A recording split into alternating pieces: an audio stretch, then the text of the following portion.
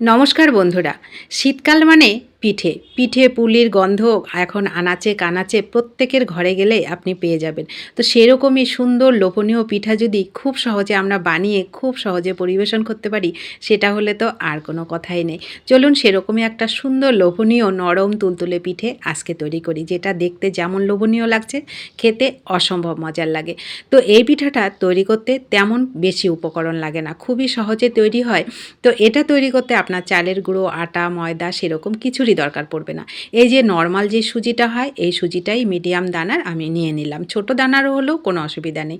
তো এক বাটি সুজি নিলাম, কড়াইটা উনুনে বসিয়ে কড়াইটা গরম করে হালকা করে একটু ভেজে নেব। এই সুজির সঙ্গে একটু দিয়ে দেবো 2 চামচ মতন গুঁড়ো দুধ। গুঁড়ো দুধটা অবশ্যই অ্যাড করবেন, তাহলে দেখবেন খুব সুন্দর সুস্বাদু হবে। যদি হাতের কাছে লিকুইড দুধ থাকে সেটা দিয়েও কিন্তু আপনি এই মিশ্রণটা মানে ডোটা তৈরি করতে পারেন, তাহলে আরও বেশি সুস্বাদু হবে। তো 1 চামচ গুঁড়ো চিনি দিয়ে দিলাম। গুঁড়ো চিনিটা দিলে মিষ্টি হতে সুবিধা হয়, তার জন্য গুঁড়ো চিনি এখানে দিয়ে দিলাম। আপনারা মিষ্টি যেমন খাবেন সেরকমই দেবেন। আমি হালকা মিষ্টি এখানে দিয়ে দিলাম। গ্যাসটাকে একেবারে লো করে রেখে 1 বাটি জল এখানে দিয়ে দিলাম। 1 বাটি জল দিয়ে একদম গ্যাসটাকে লো করে দেব। তারপরে দেখুন কত সুন্দর একটা সুন্দর সফট একটা ডো কিন্তু তৈরি হয়ে যায়।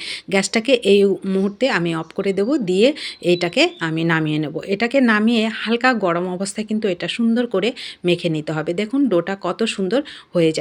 একটু গ্যাসটাকে লো করে এইভাবে মণ্ডটা তৈরি করে নেবেন, দেখবেন খুব সুন্দর নরম আর সফট একটা ডো কিন্তু তৈরি হয়ে যাবে। তো ব্যাস ডোটা রেডি হয়ে গেল। এইবার আমি এটাকে হালকা গরম অবস্থায় একটা থালাতে নামিয়ে নিলাম। নিয়ে একটুখানি, খুবই সামান্য একটুখানি লবণ আর হচ্ছে 1 চামচ ঘি এখানে আমি অ্যাড করেছি। ঘিটা হাতে দিয়ে এইভাবে সুন্দর করে মাখালে দেখবেন খুব সুন্দর নরম একটা সফট ডো রেডি হবে, আর হাতেও কিন্তু লেগে যাবে না, আর খুব সুন্দর একটা ফ্লেভার হবে। তো হয়ে গেল। এইদিকে আমি পুর তৈরি করার জন্য আমি কিন্তু নারকেলটা ব্যবহার করিনি। আমি নিয়ে নিয়েছি একদম খুব সুন্দর ফ্লেভারওয়ালা এখানে খেজুরের গুড়। খেজুরের গুড়, পাটালি যে খেজুরের গুড় হয় ওখানে একটু নিয়ে নিলাম। পাটালি খেজুরের গুড়গুলো কিন্তু একটু নরম নরম থাকে। ওটার সঙ্গে আমি 2 চামচ আরও গুঁড়ো দুধ এখানে অ্যাড করে দিলাম। এই পুরটা যদি এই পিঠার ভিতরে হয় না, খেতে কিন্তু দারুণ লাগে।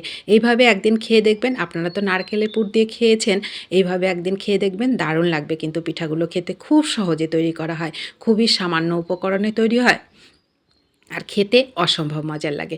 তো দেখুন এইবার আমি এদিকে যে লেচিটা ছিল সেটার থেকে ছোট ছোট করে, ছোট বড় শেপটা আপনাদের পছন্দে, যত বড় করবেন সেরকম করে শেপ রেডি করে লেচি কেটে এই যে এইভাবে বাটির মতন রেডি করে নিলাম।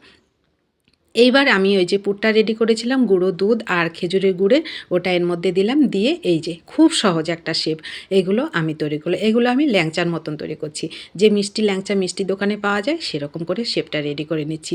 এই পিঠাগুলো ল্যাংচা পিঠা বলেই পরিচিত, খেতে কিন্তু দারুণ লাগে।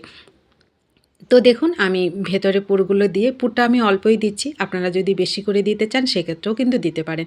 অল্প গুড়েই কিন্তু এই মিষ্টি মানে হালকা হালকা মিষ্টি হয় পিঠাগুলো, খেতে কিন্তু অসম্ভব মজার লাগে। তো দেখুন খুব সুন্দর করে এইভাবে একটু লম্বা লম্বা করে ল্যাংচার শেপে এগুলোকে তৈরি করে নেবেন। তো একইভাবে আমি সবগুলো খুব একটু সময় নিয়ে, ধৈর্য নিয়ে এগুলোকে তৈরি করে নিলাম। তো তৈরি হয়ে গেল আমার সমস্ত মিষ্টি। দেখুন কত সহজে, খুব সহজে একটা ল্যাংচা পিঠে কিন্তু আমার তৈরি হয়ে গেল। দেখতে যেমন লোভনীয় এই পিঠাগুলো, খেতে কিন্তু অসম্ভব মজা লাগে বন্ধুরা। আপনারা একবার তৈরি করে খেয়ে দেখবেন, দেখবেন অনেক মজা করে খেতে পারবেন। এবার তৈরি হয়ে গেলে এগুলোকে মানে 7 থেকে কিংবা 10 মিনিট, 5 মিনিট মতন স্টিম করলেও হয়ে যায়। তো একটু আপনি 10 মিনিটে স্টিম করে নেবেন। 5-7 মিনিট কিংবা 10 মিনিটে এইভাবে স্টিম করে একটু ভালো করে ঢেকে নিলে একদম দেখুন কত সুন্দর পিঠা কিন্তু তৈরি হয়ে গেল।